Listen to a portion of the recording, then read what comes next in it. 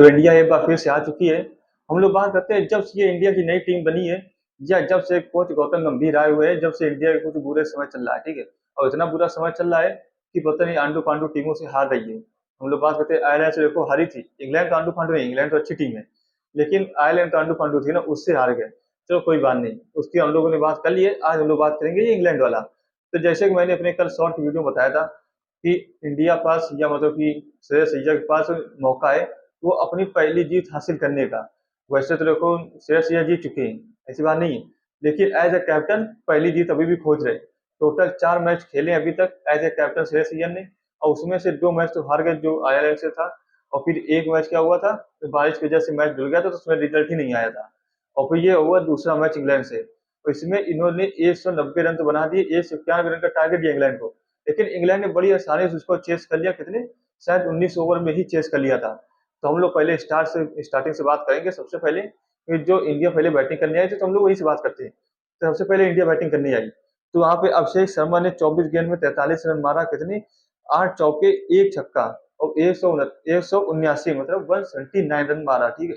179 run की strike rate के साथ इन्होंने खेला। फिर इसके बाद, क्योंकि चौके छक्के तो चलो ये लोग मार रहे, लेकिन हम लोग बात करते हैं अभिषेक शर्मा के, जितने तो ये छक्के मारते थे उतने चौके नहीं मारते थे। बात करते हैं छक्के ज्यादा होते थे चौके कम होते थे, लेकिन अब क्या है, इस समय इनके चौके ज्यादा है छक्के कम है।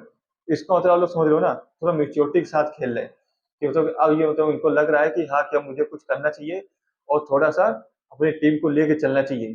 तो इसीलिए ऐसा है कि ये चौके ज्यादा हो रहे हैं और छक्के कम हो रहे हैं। तो कोई बात नहीं, वो टीम के हित में है। फिर इसके बाद करते हैं वैभव सूर्यवंशी। तो इसमें खुशखबरी तो यही है कि वैभव सूर्यवंशी का देखो डेब्यू हुआ है, और शायद सबसे पहले यंगेस्ट प्लेयर शायद बन चुके हैं इंडिया की तरफ से खेलने वाले, 15 साल कुछ दिन के में मतलब इन्होंने डेब्यू किया है। तो बात करते हैं जैसे खेलने मतलब जाने जाते हैं वैसे ही खेला है। तो आए अपना, छक्का मारो चले गए, 10 गेंद में 14 रन मारा है, 2 छक्के के साथ, मतलब कि 140 के स्ट्राइक रेट के साथ मारे, और आउट होके चले गए। ठीक है, अभी तो इनको भी अब बहुत कुछ सीखना है। अभी तो स्टार्टिंग ही इनका है, कोई बात नहीं, वो तो इनका चलता रहता है। फिर इस पर ईशान किशन, 40 गेंद में 49 रन मारा है, जिसमें से 6 चौके हैं, और 122 का स्ट्राइक रेट है। अब आप सोच रहे होंगे ये इनका स्ट्राइक रेट तो स्लो है, ठीक है, स्लो तो है वो, ठीक है, लेकिन जैसे कंडीशन चल रही थी और रन नहीं बन रहे थे, तो उतने में इतने रन आना वही अपने आप में बड़ी बात है। तो यहाँ पे मैं ये नहीं कहूंगा कि इनकी स्लो है ही नहीं, लेकिन हाँ थोड़ा सा स्लो है, इनको और भी थोड़ा फास्ट करना चाहिए था, लेकिन बैट से जा ही नहीं रही थी। तो कोई बात नहीं, और मेरे हिसाब से फ्लैट पिच थोड़ा नहीं है, इसीलिए ऐसा कुछ चल रहा है, क्योंकि इंडिया टीम में शायद इनकी आदत बन गई है ये फ्लैट पिच में खेलने के लिए। तो अगर बात करते हैं इंडिया की टीम अगर इंडिया में खेल रही है तो बहुत ही अच्छा खेल रही है, और वही इंडिया की टीम अगर बाहर खेल रही है तो वो बेकार खेल रही है। तो मेरे हिसाब से पिच में ऐसा कुछ है, जो कि आईपीएल के जो ऑनर वगैरह है जो भी पिच का डिसाइड करते हैं, इनको थोड़ा पिच में थोड़ा फोकस करना चाहिए कि ऐसी पिच बनाओ कि जिससे कि इनको बाहर जाना पड़े, इंग्लैंड या आयरलैंड वगैरह इधर देशों में, तो इनको कम से कम प्रॉब्लम ना हो, मतलब कि जीत सके। ऐसी पिच बनाना चाहिए, उसके अकॉर्डिंग देख बनाना चाहिए, ना कि आईपीएल को एज ए बिजनेस के तौर पे देखना चाहिए कि हमें तो सिर्फ बिजनेस करना है, तो इसीलिए बस चौके छक्के उसे लगना चाहिए। ऐसा नहीं करना चाहिए, थोड़ा ऐसा बनाओ कि जिससे कि कम से कम बाहर जाके तो कम से कम खेल पाए। फिर इसके बाद करते हैं श्रेयस अय्यर कप्तान, 22 गेंद में 37 रन मारा, 3 चौके, एक छक्के के साथ 168 के स्ट्राइक रेट के साथ खेला है। ठीक है, जैसे कि इन्होंने मारना स्टार्ट किया बस वैसे आउट होके चले गए। शिवम दुबे नहीं चल पाए, फिर इसके बाद तिलक वर्मा पहले स्टार्टिंग में सिंगल डबल लिए, फिर इसके बाद जब वो शायद आखिरी ओवर था, हाँ आखिरी ओवर था, आखिरी ओवर में इन्होंने शायद 2-3 छक्के लगा के अपना काम कर दिया। तो एक ओवर में मतलब कि 11 गेंद में 24 मारा, जिसमें से एक चौका है, 2 छक्का है, और 218 के स्ट्राइक के साथ खेला। तो इन्होंने भी अपना काम कर दिया। अगर हम लोग बात करते हैं तो फिर इसके बाद अक्षर पटेल तो रन आउट हो गए, तो उनकी बात ही हम लोग नहीं करेंगे, क्योंकि रन आउट होता नहीं, आजकल लोग हो रहे। फिर इसके बाद हर्षित राणा पहली गेंद आउट हुए, दूसरी दूसरी बॉल में इनको फुल टॉस मिल गया, तो उसमें उन्होंने छक्का लगा दिया, और आज छक्का हो गया, बस काम खत्म। फिर इसके बाद जब इनको शायद लास्ट बॉल का मौका मिला था, जो 20वीं ओवर की सबसे लास्ट बॉल थी 19.5 वाली, तो 19.6 वाली, तो उसमें क्या हुआ, हर्षित राणा हो गए आउट। ठीक है, ये था ओवरऑल इंडिया का बैटिंग लाइनअप। अब लोग बात करते हैं बॉलिंग लाइनअप की। तो बॉलिंग लाइनअप कुछ इतना खास नहीं हुआ, लेकिन हाँ सबसे पहले लोग बात करते हैं इंडिया की स्टार्टिंग तो अच्छी हुई अगर बॉलिंग की बात करते हैं तो, क्योंकि अर्शदीप सिंह पहले ही ओवर में 2 विकेट निकाले, किसका, बहुत ही बड़े विकेट है, ऐसी बात नहीं। या फिर फिल शॉट हो गए और जॉस बटलर हो गए, ये देखो अपने आप में बहुत ही बड़े प्लेयर है, इनको पहले ही ओवर में आउट कर देना, तो इससे क्या पता चलता है कि हाँ कि इंग्लैंड अब थोड़ा दबाव में होगी, लेकिन ऐसा नहीं था। फिर इसके बाद आए हैरी ब्रूक। हैरी ब्रूक ने ऐसा धोया है अर्शदीप सिंह को, और मतलब सभी लोग को ऐसा धोया है कि वो तो कि उभर ही नहीं पाए। फिर कितने 15 गेंद 39 रन बना के आउट हुए। फिर इसके बाद जैकब बैथल आ गए, और जब वो वर्ल्ड कप में भी विलन बनने का प्रयास कर रहे थे और उसमें भी विलन बन गए।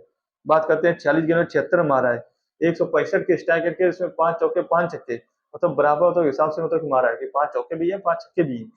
और फिर सभी लोगों ने जो ठीक खेला है उधर से इंग्लैंड की तरफ से। बात करते हैं बॉलिंग में तो कैसी हुई। हर्षित राणा 1 विकेट लिए, अर्शदीप सिंह ने कितने लिए, 3 विकेट लिया है। 3 विकेट तो ले लिया, लेकिन 4 ओवर 40 रन भी खाए 10 इकोनॉमी के साथ। और हर्षित राणा 3 ओवर कराया है, जिसमें से 30 रन खाया, वो 1 विकेट लिया है। रवि बिश्नोई 3 नो बॉल कराई है, 3। और हमें ये नहीं पता चल रहा है कि रवि बिश्नोई को तो क्यों खिला रहे हैं, और जबकि अ, अभी हमारे पास कौन, कुलदीप यादव अवेलेबल है। कुलदीप यादव खिलाओ, इतने अच्छे प्लेयर है। और ये युजवेंद्र चहल को खिलाओ इन लोग को, पता नहीं इनको रवि बिश्नोई को क्यों खिला रहे हैं। मुझे तो देखो नहीं लगता कि रवि बिश्नोई के अंदर इतनी दम रहती है कि वो इतना अच्छा कर पाए। हाँ कि ए सिर्फ नंबर 1 T20I के बॉलर थे, वो बात तो अच्छी है। हाँ कि मतलब ये थे, लेकिन मुझे इतना दम अभी लगा नहीं। फिर अच्छा पटेल की इकोनॉमी अगर हम लोग बात करते हैं, सबसे बेस्ट है। 4 ओवर कराए, 20 रन खाए हुए, 1 विकेट निकाला है। और 5 की मतलब इनकी इकोनॉमी रही है। और समझ लो हर एक ओवर में 5 रन दिए, वो भी T20 में। तो अच्छा पटेल का तो काम मुझे अच्छा लगता है। फिर इसका वरुण चक्रवर्ती की बात करते हैं, तो 4 ओवर में 37 रन खाया, 1 विकेट लिया है। और 9.2 की इकोनॉमी के साथ इन्होंने रन खाया है। ठीक है, तो अगर ओवरऑल देखा जाए तो एक बार फिर से इंडिया ने काम बेकार किया है। अभी तो बैटिंग में काम बेकार कर रही थी, और फिर सुबह बॉलिंग में काम बेकार कर दिया है। अगर लेकिन बात करते हैं फील्डिंग में, तो फील्डिंग तो ठीक है, एवरेज है, कोई ज़्यादा प्रॉब्लम नहीं है। लेकिन इनको बैटिंग और बॉलिंग में सब में तो फोकस करना पड़ेगा। अब क्या है, श्रेयस अय्यर को एज ए कैप्टन की बात करते हैं, तो एक मैच के लिए और इंतजार करना पड़ेगा। अब नेक्स्ट मैच इनको तो कि जीतने के लिए देखना पड़ेगा कि कैसे जीतना है। बस व्हाइट वॉश नहीं होना है, और कम से कम यहाँ से तो जीत के आना है, क्योंकि हम लोग आयरलैंड से हार के आ चुके हैं। इतना सदमा बहुत है। अब अगर हम लोग इंग्लैंड से भी हारेंगे तो ये मतलब थोड़ा सा कम बर्दाश्त होगा। और फिर श्रेयस अय्यर कप्तानी में भी तो सवाल उठेगा ना, कि कैसी कप्तानी कर रहे, कि अपनी कप्तानी में आयरलैंड से भी हार गए। क्योंकि हम लोग बात करते हैं आयरलैंड से कोई नहीं हारा, आयरलैंड से भी हार गए और इंग्लैंड से भी हार जाएंगे, तो फिर थोड़ा सा कम टॉलरेबल होगा। तो बाकी चलिए कोई बात नहीं, वो अपने हिसाब से समझ लेंगे। तो फिलहाल चलिए आज के लिए इतना ही, नहीं तो काफी लंबा वीडियो बन जाएगा। तो अगर वीडियो पसंद आया तो वीडियो को लाइक कीजिए, चैनल पर नए हो चैनल सब्सक्राइब जरूर कर लीजिए। मिलते हैं नेक्स्ट वीडियो फिर से, जब तक के लिए tata, take care, bye bye, Jai Hind.